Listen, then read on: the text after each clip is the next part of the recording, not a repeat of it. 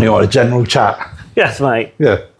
Welcome to Beyond the Waves, episode 1 podcast and media channel soon to be. I've got Chris Sweetland here, England under 21s manager for the World Championships in Penascara in Spain in September. I think it's the end of September, if I'm right? I'm thinking. Yeah, we go out there 20th of September. Yeah. So looking forward to it. Good team. Good, yeah. Really excited about it. We've come through the talent pathway. A lot of these kids, haven't they? All the kids have actually, haven't they? I think Curtis Driver has been part of the England setup for 6 years now. Yeah. Fished in 3 or 4 World Championships. He won the World Championship at under 16 level 2 years ago in Holland. Made the step up to the under 21s last year and came 11th, I think, which is phenomenal for a 17-year-old. And the other 4 guys, my boy Archie, he's come through the talent pathway 4 years ago, fished in 3 home nations, 1 World Championship, and was ranked 9th last year. So, you know, and it's all down to that. Yeah. Liam Chexfield is his first adventure with a team last year, and he did really well. Good angler, southeast based, Hastings. So no Northerners. No. We do get them come down to the talent pathway. Yeah. But it's just that base in Lymington. Yeah. He does tend to pull more southern based anglers rather than, you know, and it's a problem we're trying to solve at the moment. Yeah. So I think this year there's 2, potentially 3 talent pathways for the under 16s. Okay. So one in Hastings is in 2 weeks' time. They've got one in Lymington and potentially one in the Wyvern in the southwest as well. But it's still southern based. Which is, it's always been a bugbear of mine where you think that there's a line from the Bristol Channel across to Norwich. And England is everything below that line. And that's just not the case. You know, there's got to be talented youngsters up in the northeast, northwest that should be given the opportunity to fish for England. I see Craig Dalton's having a junior training day, May the 3rd, up at Redcar. Okay. He's got 17 juniors booked on so far. Really? Yeah, there's I can't think of the bloke's name from the Angling Trust who's coming down. There's myself and about 4 other people going to have a 2-hour classroom. They've 2 hours on the beach using the rigs they've made. And then back in the classroom again afterwards. It's just a one-day thing. He's just done it off the cuff. He wants to get more juniors fishing in his club matches. That's the way to do it. And opens. Yeah. There's been quite a lot of interest. It's been a bit low-key, but we're up north, so we seem like we're always out the way. Out the loop. Yeah. We don't get the publicity we deserve out there, I think. But they've produced Northern anglers in the England South in the past. In the adults, obviously. Well, you've got to look at yourself. You know, George is based up there. Southern based. But George is based up there. You've had Paul Molyneux and all that, Bob Gascoigne, Roscoe, and a few others and that have done the England set up, Homes and Worlds. But Bernard Westgarth, he's up that way. Nick Westgarth, his son, he's fished for England, and Samph. But let's go back to the juniors then. Who else is in your team going out to Penascara? So, like I said, you've got Curtis from Bournemouth, you've got Archie from Exmouth, Liam Checkersfield and Harvey Plumstead, both Eastbourne, Hastings. Harvey's fished at 2 World Championships now. And Jack Reynolds, he's from Western Supermare, so he's had a year out. Every single one of them. They're phenomenal. We were talking last night about the difference between, you know, taking British-based anglers to the Mediterranean. My view on it is that they don't, at that age, when they're 16, 17, 18, they don't need to know how to fish. They need to know how to fish different areas. And that's going to be their biggest learning curve is, you know, lighter line, smaller hooks, understanding how the new bait works and but the team that we've got, especially with somebody like Joe Plumstead working with us, top class international angler, fantastic with the kids. You know, the team that we've got, if they learn 50% of what Joe knows, they'll be 50% better. And backed up with people like, you know, yourself and Malcolm and the information we're getting. Yeah, it's exciting. Yeah, you can pull it from like Saul and Ian Dancy and all their boys, Steve Rathbone, absolutely, Andy Dugdale, Sam Collier. Experience. They've been there, done it. So you might as well use their information. I think the key thing is with the team that we've got, integrate each other. Yeah, the key thing with the team that we've got is the culture that's already within the team. You know, they've been together, other than Liam, who came in last year, but the other 4 kids, the other 4 boys, they've been together for the last 4 or 5 years. Right. And they know how each other works. And they know, you know, you've got somebody like Curtis Driver, he absolutely thrives on pressure. Yeah. You know, and I see him as a leader of not necessarily a leader of the team, but the boys look up to him as an inspiration. You know, world champion, or, you know.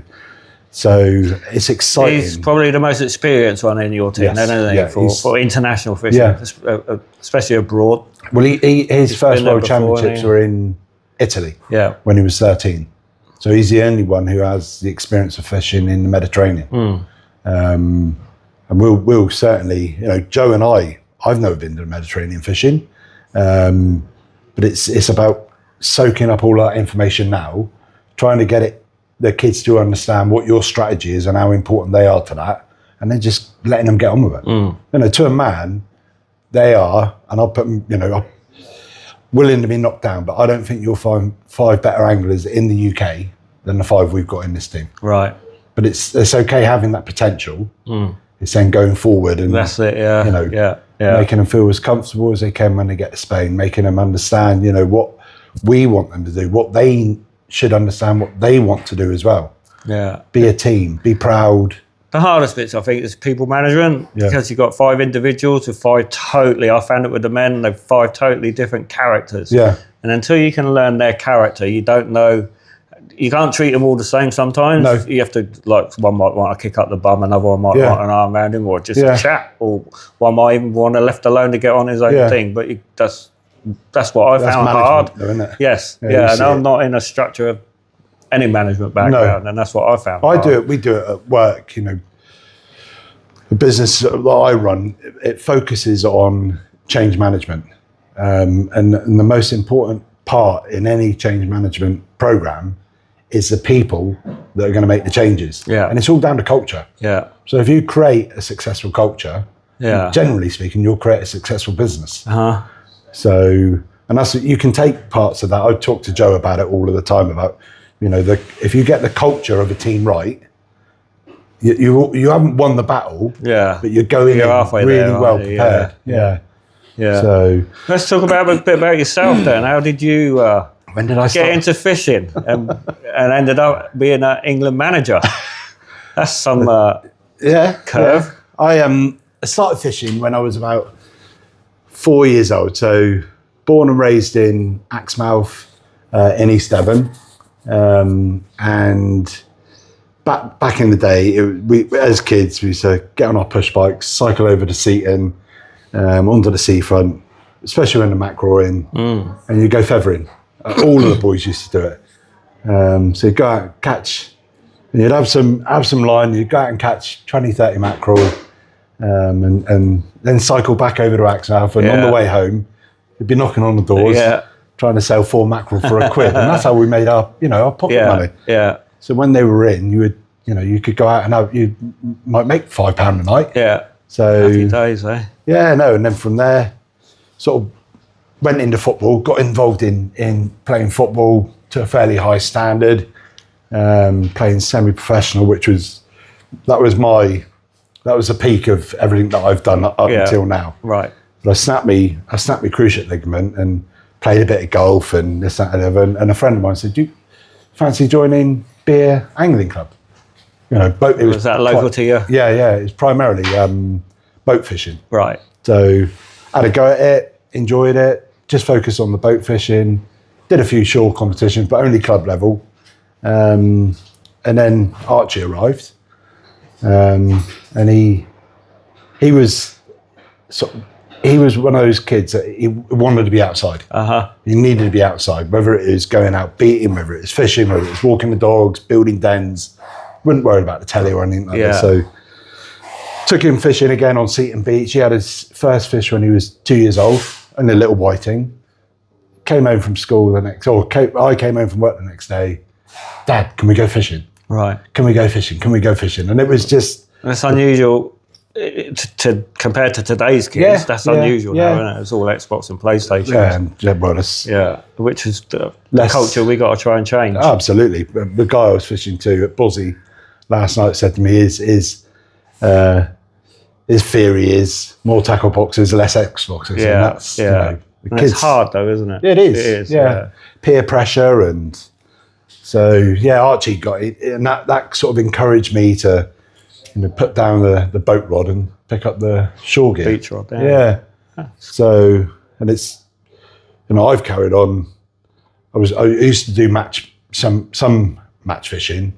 Used to fish all of the club matches for Beer Angling Club. But it was all to do with, once he's shown an interest in it, that raised my interest. Yeah. So from seeing him catch his first fish, seeing him catch a 7-pound smooth hound on a spinning rod at Branscombe, and just, you live your life. I tend to, you know, celebrate successes and, you know, the highs and lows with your kids. And, you know, he got into it. Then we found out about the talent pathway. Went up to, totally unprepared. Yep. Went up to... As most people are. Yeah. Don't be daunted. No. Went up to Lymington for the 2-day event. You know, got some good advice from some of the local anglers, Terry Hartnell, Ben Bradstock. They said, you know, you should try it. They were lending us gear and so on and so forth. And Dave Graham and Chris Clark were running a talent pathway. Fantastic event. Yeah. From start to finish. Yeah. You go into those events and you think, you know, the classroom day, it's so well structured. And then the day on the beach, whether it's, you know, I can't remember the place behind, on the inlet to the estuary, or actually on the beach. Yeah. But they're there coaching you, so, you know, giving you little nuggets of gold. Yeah, and Chris Clark's top international angler. Just phenomenal. Even nowadays, when you proved to us out in Cyprus, the other end of last year, just different class. Yeah, they were. It needs its experience passed on. Absolutely. Yeah. I think that's why it's important. You know, I'm going on to, you know, the role of being the under-21s manager. My experience will not help, you know, my fishing experience. I've not done that top level, but I can manage people and I can organise them. But having someone like Joe Plumstead as part of that team, who's been there, he's done the highs, he's done the lows as well. Yeah, very much so. He always says to me, you know, the lows are what makes you a better angler. Yeah. If you can come back from some of those things. But he's just having somebody with his knowledge. Yeah, with a team like we've got, you know, that doesn't mean that you're going to go out and set the world on fire. We're not stupid enough to think we've got all of the tools we need, but we've got the confidence, basis. To and if we can keep this team together for the next 3 years, you know, and it does come down to finance, unfortunately, and time and family demands and all that. But if we could keep this team together for the next 3 years, integrate some of the current under-16s into it as well, and always looking for new talent. You know, if we can find them, or they make us aware of their existence. But the basis of the team we've got now, if you can keep that team together for the next 3 years, I'd be amazed if at some point there's not some kind of world championship medal around their neck. Not going to say gold, silver, or bronze. That's it, isn't it? Whether it's a team medal, which is the most important one, and the individuals are always a bonus. But somewhere along the line, someone's going to pick up an individual medal, and that goes towards a team getting a team medal. Then what that does is it's, you know, we saw it in Ireland. Spur the others on for the following year as well. We saw it in Ireland last year. You know, the preparation for the under-16s last year was really good. We practiced really well. Again, that was with Paul Driver and Joe Plumstead as a management team. They did things right. Yeah. They prepared. Yeah. The kids understood what the objective was. The practice days couldn't have gone any better. It was hard fishing, very, very scratchy, but the kids, they were catching. You know, 2 girls, Sophie Cosley, Lexi Groves. First time there's been girls fishing for England. Yeah. At that level. Yeah. And I'll tell you what, they were absolutely superb. From start to finish, those two. Which is good in my eyes, because like my partner, she fished for England ladies 20 odd years ago, and then it sort of fell in the doldrums a bit. They've won medals obviously since we've left it, and then I see them as the future now. Absolutely. You know what I mean? But we see Lexi up here. Yeah. You know, we're fishing the Mayonnaise Festival this weekend. Day one yesterday, day two today. Lexi's there. Everybody knows her. And what I find good about her is she's not scared to go and ask someone a question or what's right, what's wrong, this, that, and the other, which in my eyes goes a long way. Yeah, and she's got what Lexi's got on her side is that she's got 2 fantastic parents that support her journey all of the way. Yeah, and that's the same with all the kids from the under-16s to the under-21s or the under-23s and the home nations. It falls back to their parents. Absolutely. More so for the financial side, the support and getting them fishing for a start, getting them to the matches, even if they don't fish. Like, obviously, Craig fishes with Lexi, bits of boss, but sometimes I see Craig sat behind Lexi while Lexi's fishing a match. You know what I mean? But I always think when you're a parent, I sat behind Archie for 2 years at the home nations before getting involved in the management side of it, and you sit behind them, and I'm in total admiration of what they do. Yeah, because you sit behind watching them. You're definitely not putting them off or talking to them or anything like this, but you sit there and watch and think, how can somebody so young absorb all of that pressure and just go? And what I think it is that these kids are doing what they love, which is fishing, with an England shirt on. Yeah. And you know, as a parent, you've seen me up in you've seen your boy. We've all been in tears. And it is I've been in tears for the wrong reasons out in Cyprus last year at the Worlds when I had a blank on the last day. And there's nothing heartbreaking, but your teammates can come and pick you up. Yeah. Which is what it's about at the end of the day, isn't it? You said about the so our mantra with the under-21s is that for 20 hours a day, they are a team. If you want to go and be a world champion, your mindset should be the same, because if you're winning your zones on days, that can only do the team result good. Yeah. So be an individual for 4 hours of every day, but as soon as that, the final hooter goes, you're straight back into that team. You're picking people up, you're celebrating, you're commiserating, whatever it might be. You're focusing on tomorrow. God, who wouldn't want to be a world champion? Well, that's it, isn't it? But I think even with a lot of the open match anglers and club match anglers and just general pleasure fishermen, going away with the England team to the Worlds for the last 4 years, I've found myself, no one knows or understands what goes on, not just for those 2 weeks you're away from home, but from the minute you're selected. Yeah. And that's when not the pressure, but that's when it all starts. Absolutely. The paperwork, the sorting your gear out, your rigs, make sure you got this, make sure you got that. Yeah. But it's a team, not just yourself. No. You have to communicate. But what I'm going to try and do with this media channel is go and film some world championships. I want to try and film the lead up to the world championships as best as I can. For living up north, sometimes it's not easy to get down south to do training days or whatever, but away at the Worlds, and then bring it to the public eye. I just don't think, I've seen it done in Italy, I've seen it done in Spain, and I'm starting to see it done in Portugal a little bit now, and France. And I think we used to be so class at the world events, freshwater or sea fishing, and I think we just, more so in sea fishing, fell away, but I can see it coming back now. Yeah, going away with Saul, Dancy and all that lot. They've got it, and they're so close to biting that cherry. Yeah. But no one understands what goes on for that 2 weeks or that competition week. And I want to try and bring that to the public eye to make them aware. And hopefully it might hit someone who's got a deep pocket. Yeah. But it doesn't need to be a big deep pocket. No, it doesn't. Lots of little deep pockets will do me. So we started funding. Joe and I were approached, the old under-21s management team made it clear that they weren't going to carry on in 2025. So we were approached 2 weeks after we came back from the World Championships in Ireland in 24. So effectively you have 2 weeks of downtime, and then the focus switches to an event that's in 10 or 11 months' time. Yeah. And I said at that point, I can vividly remember one of the first conversations I had when we were talking about Archie, the discussion was Archie going into the Team England setup. And it was, somebody asked me a question is, Archie's good, but can you afford it? Yeah. And that, it sticks there. Yeah. People say things to you and you think, God, that's... Yeah. And I said, that's the wrong question.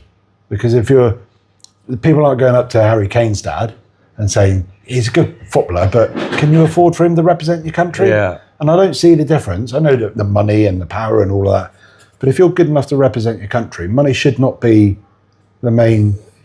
How many people have turned around and said, no, we can't afford it, and taken that away from their children? And it's no fault of the parents. I think if it was paid for, I think we'd see a lot more people apply for to try and get into a team for a start, or a squad. Yeah. But then at the minute, in this present economic climate and how it is at the minute, it's not there. You know what I mean? So it does come down to self-finance, which we did the budget for all of our training, accommodation, flights, if we can get all of the. And I think to do the 2 weeks in Spain this year, it's going to cost us about £11,000. Yeah. So we're actively fundraising. We've had 2 companies at the moment and it's all donations. Yeah. So at the moment we're up to about £7,000 we've raised in 6 weeks, which is phenomenal. And it'd be nice to get to a place where we can say to these kids, the team, the England team, you're good enough, and it's not going to cost you any money. And that's the difference between the adults and the juniors and the youths, I suppose, because if the kids go, the parents have to go, or if they don't go, then their kids are away from home for 2 weeks without them. So it's double bubble for the younger ones, whereas an adult is just out of your pocket and you're away from home. There's a lot of focus on the under-16s and the need for them. But there's no difference between under-16s and under-21s, because it's the same. People think, they're under 21, all right, maybe when they get to 21, they could go away on their own. Yeah. But I certainly wouldn't send Archie away as a 17-year-old on his own. Yeah. And plus I wouldn't want to miss it. Yeah. So you look at the work that George Smith has done, raising £10,000 for the home nations. Phenomenal, isn't it? Just incredible. Absolutely phenomenal. Yeah, and that's one person. And that just come from a conversation in Scotland, didn't it? Yeah. About the cost to go to the home nations, for all the nations, not just England. Yeah. There's a few competitions now where, Dean Francis has set up a new league on Chesil, and so far it's been really, really well attended. £1 of every entry fee is going to the Team England junior setup. Yeah, that's good, though, isn't it? There's a few matches doing that. Yeah. And it's all raise money for a raffle. Yeah, it all adds up. Pennies make pounds, and pound makes hundreds. Yeah, but. It's good. We've got to start somewhere, and you can't start at the deep end, I don't think. It'd be fantastic if somebody came along and said, do you know what, there's £40,000, £10,000 per team per year. Yeah. And the difference that would make... It's phenomenal. I think that would bridge... You're saying about English fishing, or probably UK fishing, it's starting to go down and signs of it coming back up. But that financial backing... Yeah. I think that would be, I don't know. Do you think? I think so. Even at the adult level, I said to the England team when we were away, I said, do you imagine if this was paid subconsciously? If you get into the sports science of it, somewhere in your mind you're thinking, this has just cost £2,000 or whatever it is in time off of work. Yeah. But it's not you. It's your children and your wife or your girlfriend back home. Yeah. Or in the kids' case, it's the parents. Yeah. What they thinking, this has just cost us X amount. I know you're representing your country, but if you took that away subconsciously, that's gone. And at some point or other in that 2 weeks, doesn't matter who you are, that, in my eyes, that financial side goes through your mind. And it's just not distracted you. But once it's in your mind, sometimes, like me, I don't sleep at night or something. If something's gone in my mind and just chewing on fat. but if you could take it away, or some of it away, even if you took the entrance fee away, which roughly is about $9,000 a team, I think, to go to the Worlds. But that's without your practice week and getting there for a start. That's just the key for we've gone on a slightly different direction. I don't think that the money approaching tackle providers in the UK. Then there's not a lot of money in that industry at the moment. Yeah, and I think you've got to look. I predominantly work in utilities and recycling with my businesses, and they are people that I think would be that kind of sector. They make a lot of money, Why shouldn't we look to them to get them to sponsor? The environment, because anglers do a lot for the environment, because we see a lot of things go on. If there's an oil slick or some dead birds or whatever, we report it, or this, that and the other. It's surprising how much anglers take pride in the environment around you, and you're out in the natural beauty. It's good for your mental health, and other people see it totally different and the opposite way to what we see it. But I think it's right, and that's something that it should be a good selling point from the Angling Trust. You know, is anglers do care about the environment. You know, generally speaking, if you go up on the Chesil Beach or you come up onto the Bristol Channel, the anglers that fish, the anglers, you know, I know that some anglers get a bad reputation. My gut feeling is it's generally like day trippers that are leaving mackerel feather packets or boxes of squid and stuff like that. But the general match angler, they do care about the community, the environment that they're...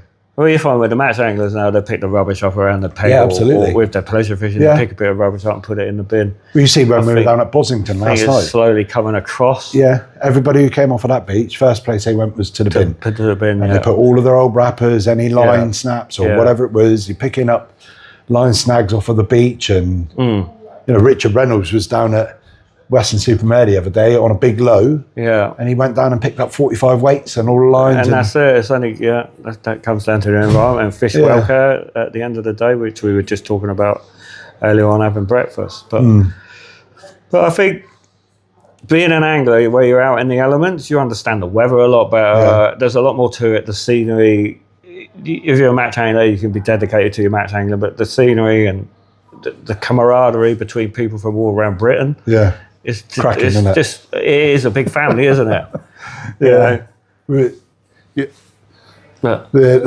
sort of the atmosphere in Wetherspoons last night. So you finished fishing last night, you drop your gear off, go and get some food. And the banter between that's it, isn't it? Yeah. It's fantastic. And a well-earned pint of Guinness. You're even talking about what a good match you've had, and there's always one of us that's had a duffer and take the mickey, and it's all in good jest, it never gets too serious. I think what you get with things like this, you know, it's fantastic. The Mino Festival, the events that James Madison and that are organising, you know, based up around this area, they are phenomenal events. And look what it does to the economy, like the EOBC the other week. You've got this 2-dayer, you've got Ben Price's 2-dayer at Talaka, you've got Craig Dalton's 2-dayer over at Redcar, and then you've got Julian Shambrook's 2-dayer up in Londino at the end of the year. What it brings into the economy locally, because you're getting 100, 120, 80 anglers, and it's not all that money ploughing in. They just don't keep themselves to themselves. They go out and have a beer or a pint or a bit of food, or go to a tackle shop or to your Morrison's and buy some snacks and bits and bobs. So it's got its benefits, a lot of benefits in my eyes. Well, so if you're looking at it in that context, you know, the Angling Trust Sea League now, there must be 400 or 500 events every year. You know, and those events are, you could go from the EOBC, which had 2,000 entries, to, you know, a knock-up match that might only have 5 or 6. But I was talking to Ian Bowell about it at the end of last year, and I think that they had 23,000 entries last year. That's a phenomenal. 23,000. Phenomenal. Well, a lot of those will be, you know, Solwood have probably fished 26, 30, something like that, you know, events. But it's still... He's still travelling around Britain, isn't he? Getting them... Well, it's not pen points no more. It's ASSO and any fish anywhere. Thank you for them to step up to the plate, to support it for another year or 2 or 3. And build bigger things and better things. I can see it. I can see the match angling in the 5 years that I've been back doing it. I can see it changing and changing for the better everywhere. And like we get back to the England setups, I think they're all on the right track now. And I think sooner or later, and hopefully sooner, we bring the glory days back on the world stage. There's people in the background at the Angling Trust that do not get enough praise. You know, I talk to Kelly Latimer once a week, and the work she does to help Team England is absolutely phenomenal. But it's not just the seaside they deal with, is it? The freshwater, the fly fishing, the boat boys. Steve Fitzpatrick, phenomenal. He's a competitions manager looks after 38 teams. Yeah. 38 teams. 38 England teams. Yeah. Richard Yates looks after the marine side of it, organising, just doing the bits and pieces. It's just, but they don't get any. It's credit for it. They don't get any credit for it. Yeah. And it's. I think they're the cogs in the background. Yeah. I think there's a lot of bad press, but then it's slowly turning now. Yeah. The wheels are slowly turning, and nothing happens overnight. No, it does feel like there's momentum behind it. But yeah, obviously being involved, we see it from a different angle to someone who just goes and fishes open matches and not being involved with the Angling Trust. But I think we all have the same objective at the end of the day. It's just the fishing teams just don't get the recognition they deserve. No. I think the biggest problem is that when you're I was involved in the under-16s last year. Therefore, the under-16s is the most important team in the whole world. Yeah. But really, what you should be looking at is, in my eyes, is that you've got a marine section of the Angling Trust, and then underneath the marine section, you've got the boat and you've got the shore. Yeah. And those are two very different disciplines. Yes. But equally as important. Yeah. But in my eyes, you should have somebody there that sits on top of, each discipline. Yeah, almost like an executive of boat fishing England. An executive, and that to me is Richard Yates. Yeah. Executive of marine fishing. Yeah. And then the managers all collate with that. Yeah, as a team, individually, whatever it is. My few things I keep thinking about is getting all the England teams together in one place, which is hard because everyone's fishing matches 50 weeks of the year. Yeah. But there must be a period where you could get virtually nearly all the England members together in one big pool for a weekend. Yeah. And I would even go as far as getting the freshwater England teams. So you're all 36 teams are together in one pool. Crikey. And then this is a vision. Yeah. And then someone I haven't got a clue about how you advertise it or do whatever, and invite potential sponsorships just to see and talk and have a feel of the rods and have a try or whatever it is. Whether you'd have to meet up at a freshwater bassin fishery or something in the middle of the country or somewhere like that could cater for that many people, or whether we just stick on the seaside and do it ourselves. Yeah. And invite potential, what you would think is potential sponsors. Just to see what they think, and what's involved, and the enthusiasm. And it's not just the enthusiasm from the under-16s, the under-21s, the under-23s, even into the masters, the over 55s. It's the enthusiasm. We all got the same ambitions. We've all got the same goals. We all do the same discipline. Yeah, absolutely. There is it is a big commitment, putting money into supporting. Like I said, going back on my early days was all about playing football, and it seems to me that it's easier to get somebody to sponsor a local football team than it is get somebody to sponsor a national. Yeah, and that's because football's big business, isn't it? Yeah, it's at the top of the pyramid. Yeah. Whereas, like if you go back with the England team years ago when I used to fish, Steve Allmarks, Pete Owen, Chris Clark, Alan Yates, Ian Golds, Bob Gascoigne. Yeah. You know what I mean? It's just superstars, really, but they weren't portrayed as superstars. No. And I think we need to make these individuals, whether it's just in the angling community, build them up as superstars. And then slowly that'll branch somewhere else, and somewhere else, and somewhere else. And not one bottle over, you can knock 10 over. It might take 10 years or 5 years. And the world we live in nowadays is all about social media. Yeah. And people sell things, don't they? So, if somebody was to advertise the fact that they were sponsoring such a angler, then that would probably generate income for their business. But I definitely think there is a marked change, especially like over the last 4 years. The Angling Trust Marine side seems to be moving forward. Yeah. And there seems to be steady momentum, but it's controlled. Yeah. The managers are talking. We do have actions that we're trying to put in place. We're discussing what should be doing. What our focus should be this year. What we should be trying to do in 2 years, 3 years time. Yeah. And it comes to me. It comes down to preparation. Look after the teams you've got at this point. So the England men's team, to me, you look at them and you think you've got Danny Parker, who's come all the way through. You've got Sol, who's come all the way through. You've got Steve Rathbone, who's come all the way through. Yeah. You know, the basis of that team is bred when they were kids. Yeah. We're lucky enough to manage the under-21s. They've come from that talent pathway. Yeah. And I've got absolutely no doubt. If they carry on, and it's, 16, 17, 18, it's a tricky age because girls, beers, cars, all the distractions come. All the distractions come, don't they? Yeah. And that's what you find in any sport. People disappear, and then as they get 40 and 50, have kids, they can't do it because they can't afford it. And then when the kids get older, they come back into it. Yeah. But if you can keep these guys interested now, I see no reason that in 4 or 5 years' time they shouldn't be pushing. Yeah. I certainly would, be saying to them, you want to keep on wearing those 3 lions. You need to look for your own progress. You need to look at the next 5 or 10 years. Yeah. What do you want to do short term? What do you want to do middle term? Where do you want this journey to end? Yeah.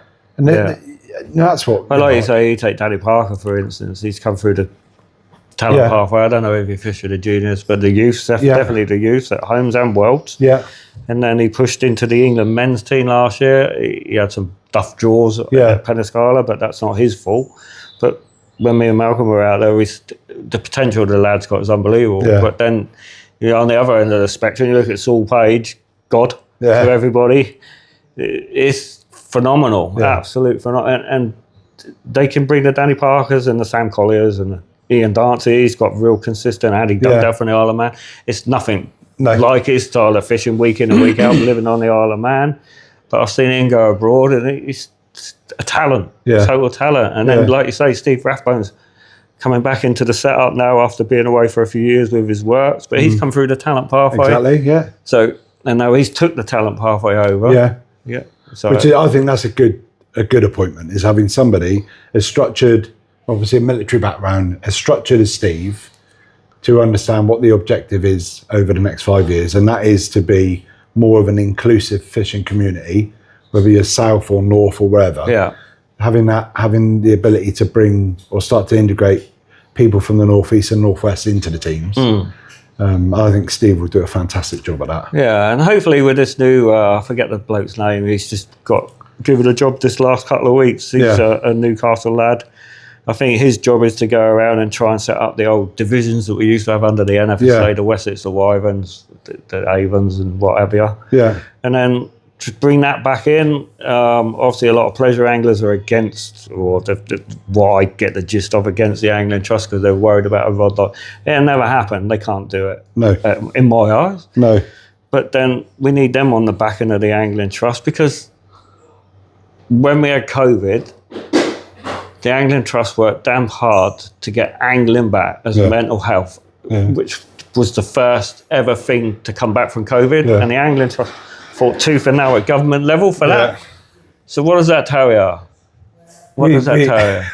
And everybody, when that day came, everybody ran out onto the beaches. We're all pleasure anglers and all sorts, but the Angling Trust done that background, and they don't get no recognition for that. They don't, do they? It's 30 quid a year to join as a full member, fully insured. Yeah. You can join a club, you'll be insured through the club, but if you join as an individual member, you go pleasure fishing, you're fully insured, you're covered, especially with then flipping people trying to claim this, that, and the other this day and age. In my personal opinion, I'm probably too new into the whole setup of the Angling Trust and SAMF and to understand all of the grievances. But I think my message to everybody was just let bygones be bygones. Yeah, and all come together as one community. Yeah. Forget what badge it is. I've got the Angling Trust badge on with the England badge, and I'm proud of what we do. And I think, there's the days of, we should be with this or we should be that. It's all gone. We're one country. We're England. Yeah. And get behind the governing body, which is the Angling Trust. Yeah, they're united for us. Even though you might not think they are, they are. Yeah, they do. And they're fighting for the boat boys at the minute, and the pollock and the bass. And the netting and like I say, to me, it goes down to ground level, where you've got people that do a fantastic job for very little praise. Yeah. And they they deserve everybody's support, Yeah. if nothing else. Yeah. You know, I think personally, the under-16s, the under-21s, the women, the men, the masters, everybody deserves all of it. You know, everybody's support. Yeah. And they're the cream of, well, they're the ones that put their names forward to be selected. Yeah. They've been selected, and I think it's a massive privilege. And there's anglers out there talented enough to 100%. For whatever reason they don't want to or can't afford it or whatever.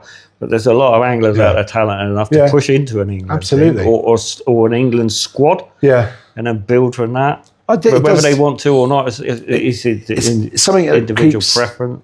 Crossing my mind is, you know, how do you get sort of not an average, but a good match fisherman? How do you encourage them to understand the sort of the elite kind of, you know, what we do at Team England is very different than what we're doing at Bosington. Yeah. So where's the talent pathway for the women? Where's the talent pathway for the men? Where's the coaching for? Do you know what I mean? It's just normal anglers. I'm sure pleasure anglers would like a coaching day. Absolutely. There's a lot of potential out there. We sat down with Malcolm last night for half an hour, and I generally walked away from that feeling that I'm in a better position to fish today. Yeah. Just because of the conversation I had with Malcolm last night. It's amazing. Now, if he can do that for me in half an hour, what could he do for some of the other guys in a day? Yeah. And what would that have? What impact would that have on match angling? Yeah. It might open up the door. We might go from having a selection, picking teams from 10, 15 to picking teams from 50 or 60. Yeah. Harder work for the managers, but definitely what a position to be in. Yeah. So, it's good.